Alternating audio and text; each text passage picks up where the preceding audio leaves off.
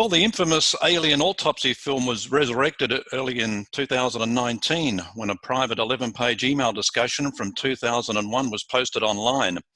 This email thread was for US billionaire Robert Bigelow and discussed with Dr. Christopher Kit Green on his work on the Alien Autopsy film, and it had allegedly been the same film shown to Mr. Green at the Pentagon in 1987 and 88. This email thread sparked renewed interest in the Alien Autopsy film. In order to set the record straight once again, author and UFO researcher Philip Mantle is joining us once again, and he's published a revised edition of his book, The Roswell Alien Autopsy. He joins us right now. Welcome, Philip. Nice to speak again, Dean. Well, I guess we can just kick this off by going back to the original film when it was released. What happened and what was the outcome? Yeah, I mean, it goes back perhaps further than people would first imagine. The promoter of the film is a chap called Ray Santilli. He's a London businessman. His business is mainly music, back catalogues and that kind of thing.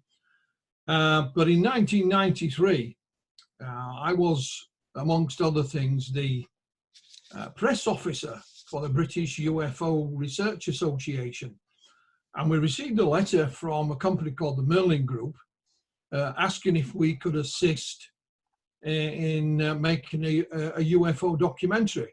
And it was signed by Ray Santilli.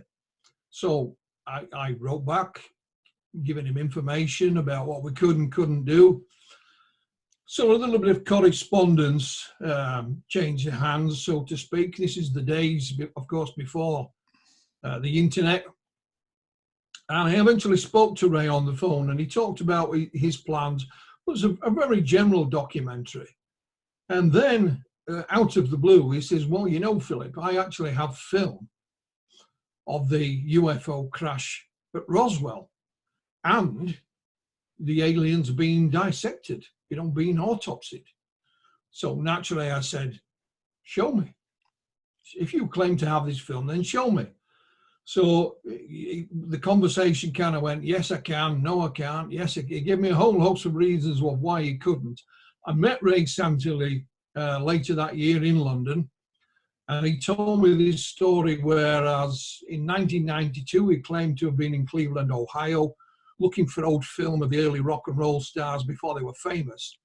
He said he met an old boy who was a freelance cameraman, bought a piece of Elvis film that was out of copyright, paid cash, and this gentleman said to him, if you like that, you ought to know I was a military cameraman.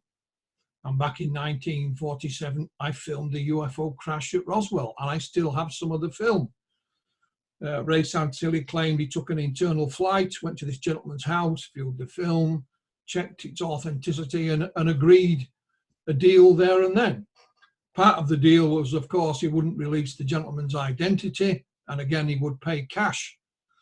So again, show me, So it went backwards and forwards. So in the end, I said, I just don't believe you. So we moved forward in time to 1995, when I was sent a movie that had just been released called Roswell. Nothing to do with Ray Santilli, but we were sent a review copy. And I thought, I wonder if that Santilli chap still claims to have this Roswell film. So I picked up the telephone and rang him, and he says, yes, I do, Philip, but you don't believe me.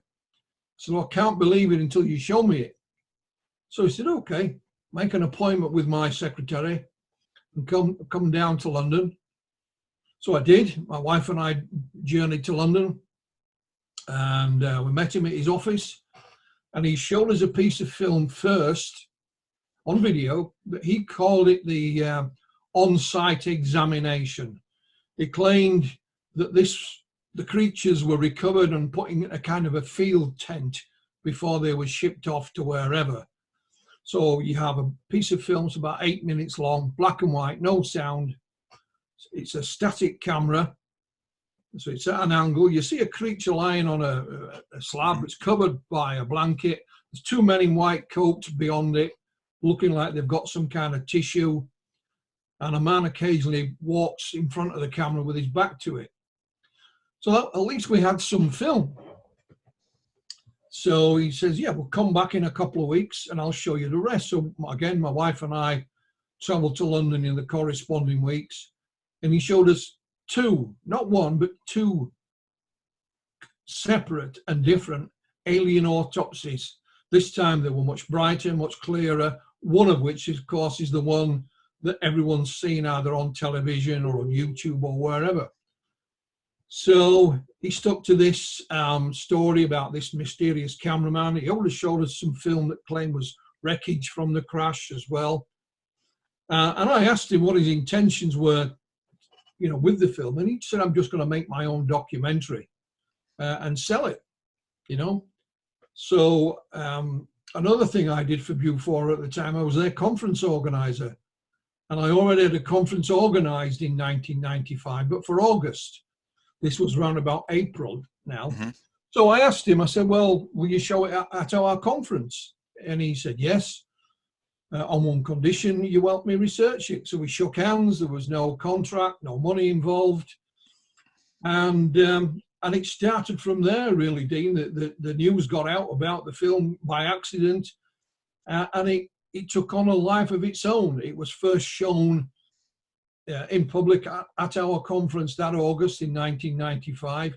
The following day, it was shown on Fox television on their documentary, UFOs, Fact or Fiction, hosted by Jonathan Frakes, and then around the world by a whole host of other TV companies. The internet had just about been born now, and email had been introduced. So it was the kind of first UFO battle, if you like, online. Now, Ray did produce his own documentary as well. I actually helped write it, and he had brochures that he sent out, and you could fill it in and send him a check or whatever.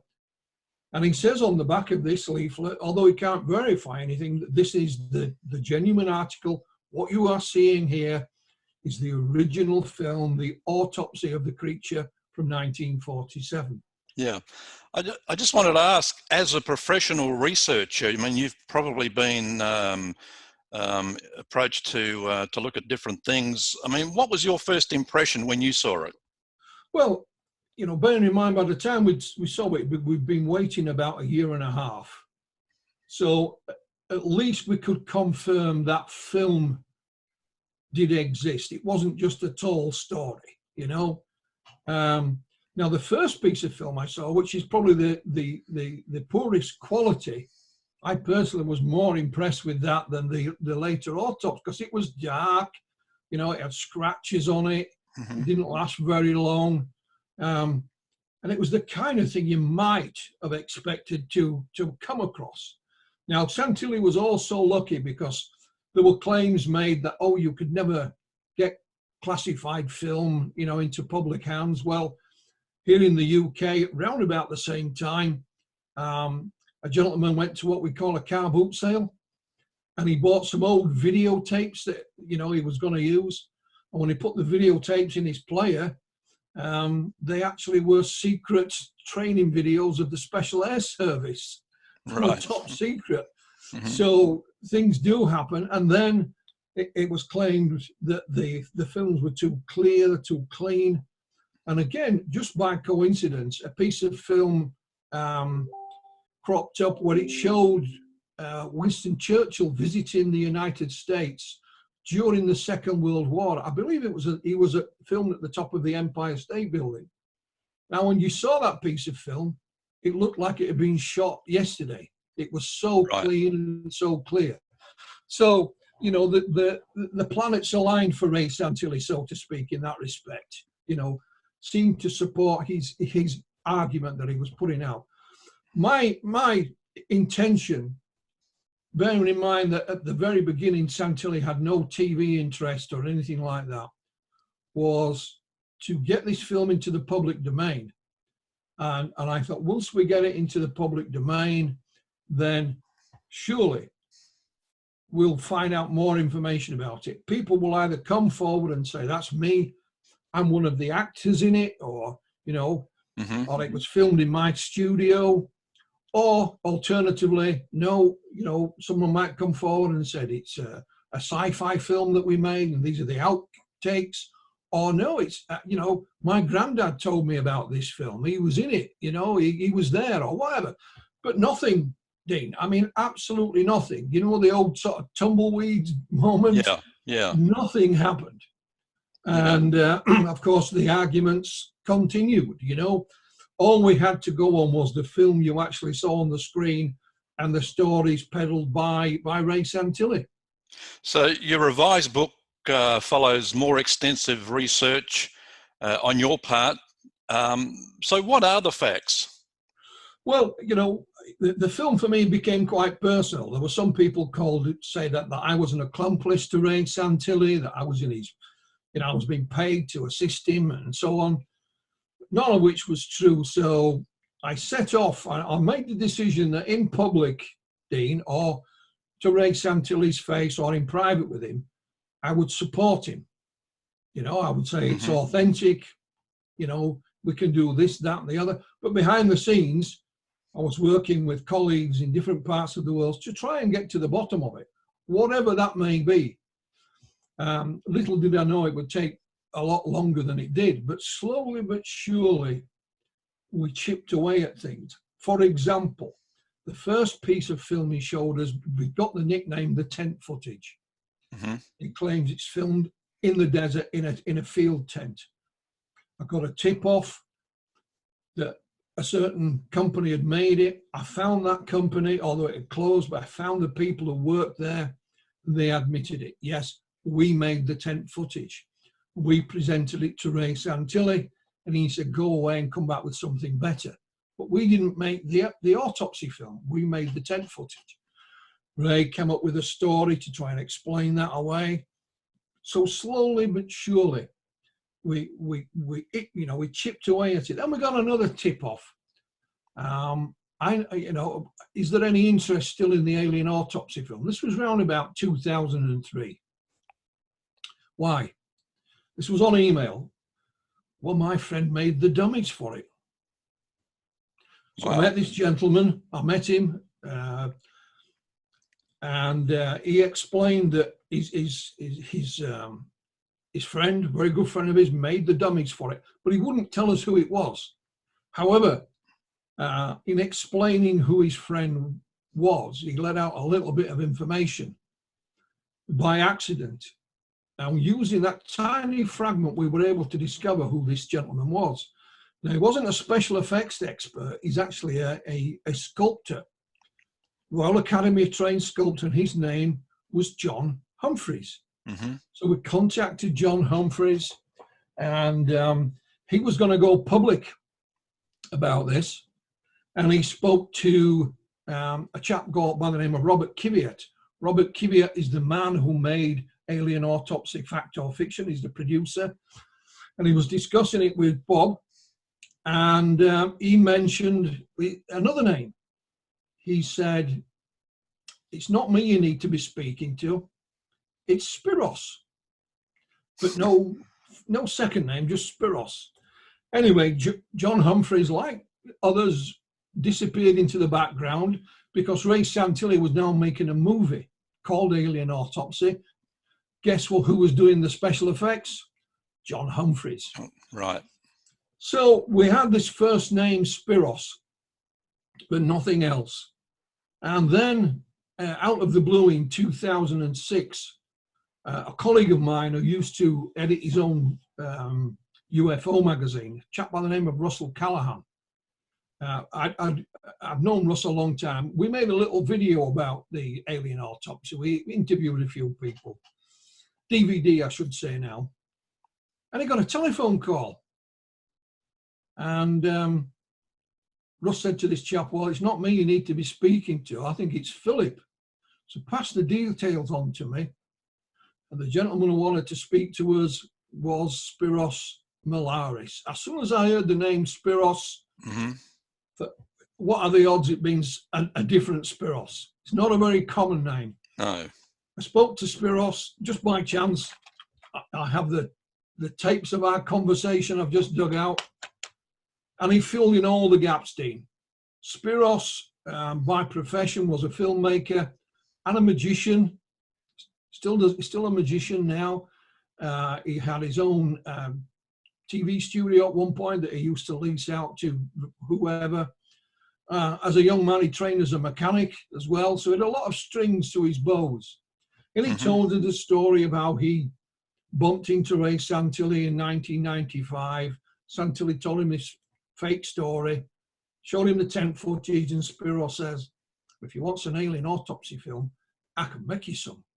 Me and my friend, John Humphreys. So that's what he said about doing. The actual set, you know, the autopsy operating theatre was in Spiros's sister's apartment. Again, just by chance, she was having it renovated at the time, so it didn't make any difference what kind of mess they made. Now, the reason there's two autopsies is because the first one they made a mistake. It was a mistake with one of the medical procedures. And it was spotted by Spiros's girlfriend at the time, and she said, if you show that, game's up straight away. So John Humphreys still had the mold for the dummy.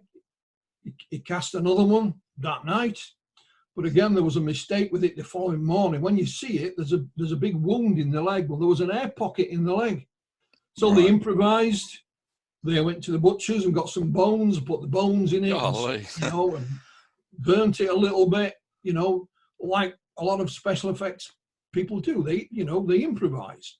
They filmed it, and that's the one that has been shown on the television around the world. They also made the wreckage.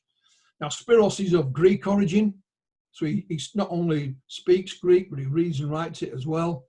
So when you see the wreckage, there's some large I-beams on it, and there's markings down the side of it. They're actually part Greek. Wow. So we just sort of fiddled with them a little bit, but they are Greek in origin. And but the difference is, Spiros says the idea that they had wasn't to sell this as the genuine article. It was to put it out there and say, we don't know what this is. But then 6 months, 9 months down the line, stand up and say, ta-da, you know, we made it. In the hope that they would get some more work, you know, John Humphreys as his sculptor would get some more work and so on.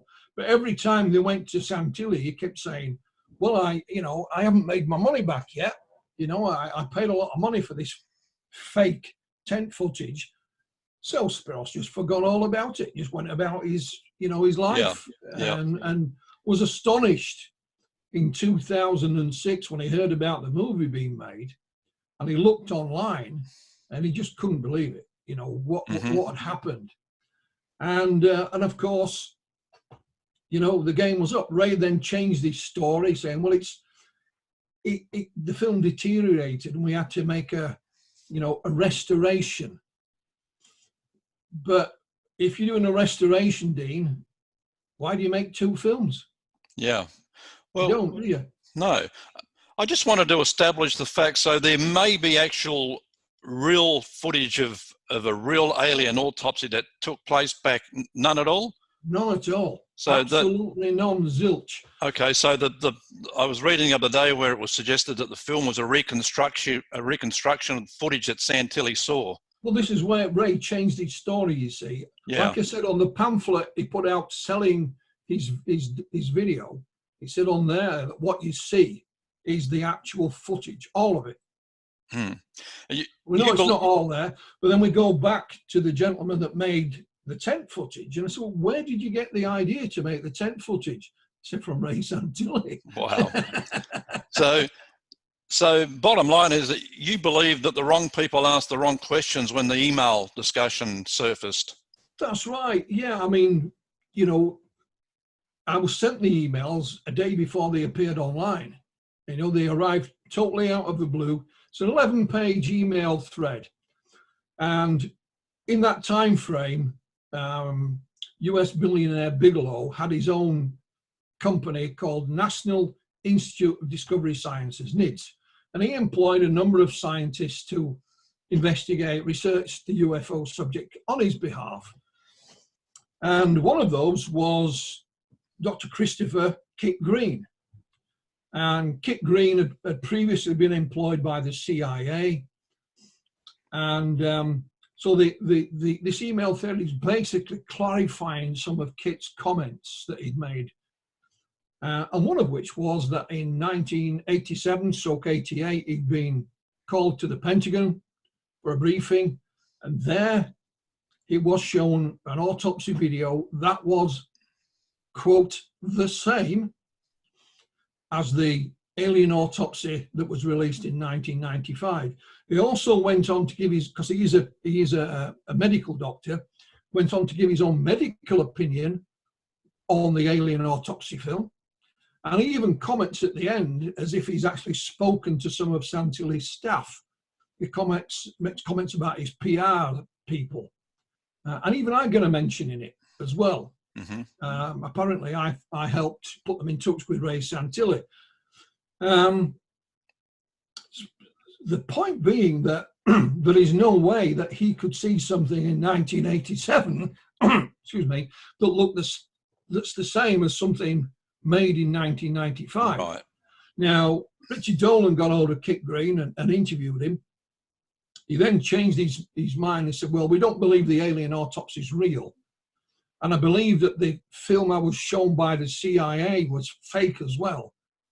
However, he says, bits of it were the same as the Santilli film in 1995. Well, whether it's all of it or bits of it, mm-hmm. It simply cannot be, because the film released in 1995 not only wasn't released then, but wasn't conceived and designed and made until 1995. Now, I managed to get hold of Kit Green on email, not on the telephone, and he gave me a comment. I also got hold of one of the other gentlemen named in the email list. A few of the other scientists are all copied in on it. He doesn't want his name mentioning, but he said, "Oh, they both confirmed that this email thread is authentic. It's not a fake." But they've changed their minds now. They don't believe the film was real. Right. But of course, Santilli jumped on the bandwagon and he said, "I knew there'd be documents would prove my film is real." But it doesn't. No. At a time when I guess I like to refer to it as the UFO industry is trying to gain validity of the fact that aliens are real, did something like this really hurt it? Not at all. Not at all. Quite the opposite, I believe, Dean. I mean, go back to 1995 when the film was released. It was hugely popular. When Fox released it, it was so popular that they demanded from the producer he make 3 or 4 more shows, adding new interviews, new material. And although it turned out to be a hoax, it didn't matter because it raised the profile of the whole subject. And of course, in 1995, the X-Files TV show was at its mm-hmm. most popular as well.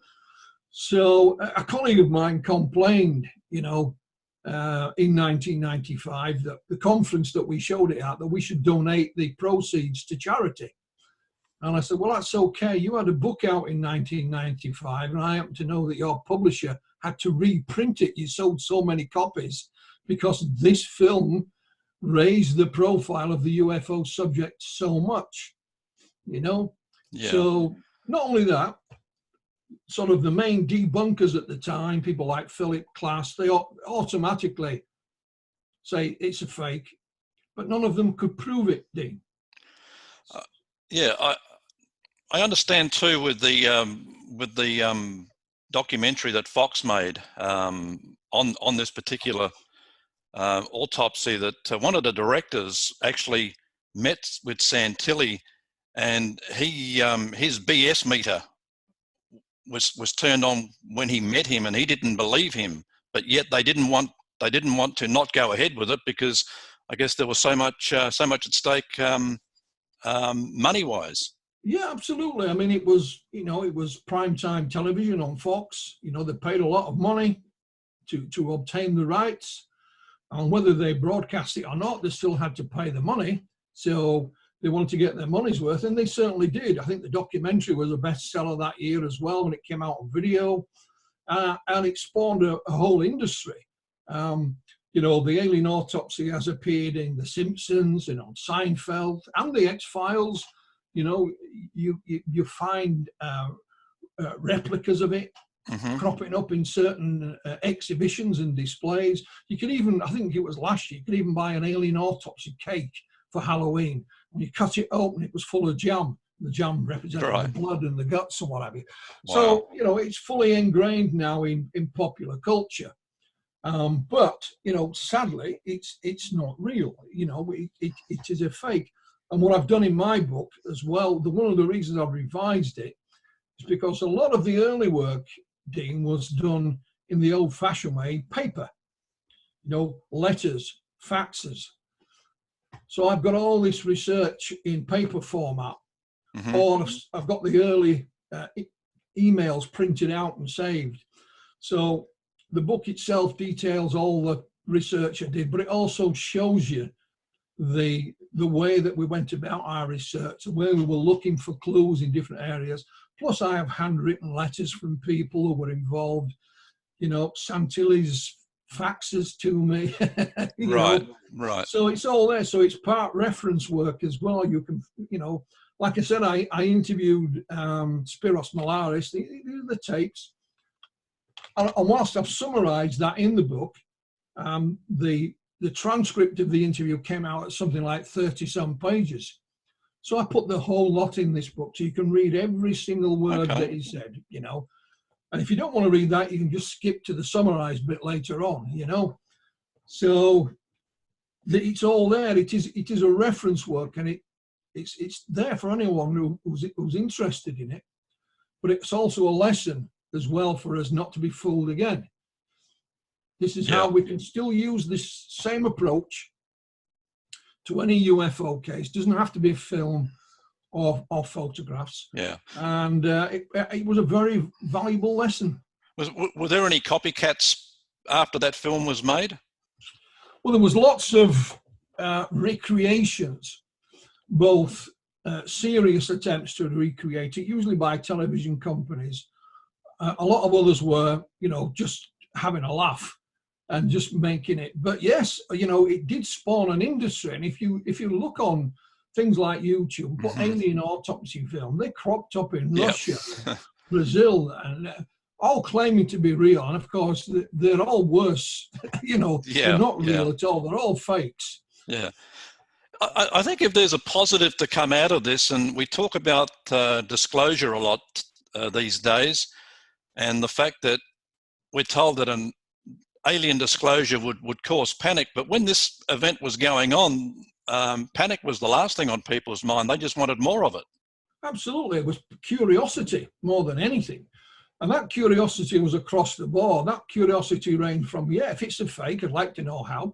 If it's real, I want to know where, you know, who, what, why, where, when.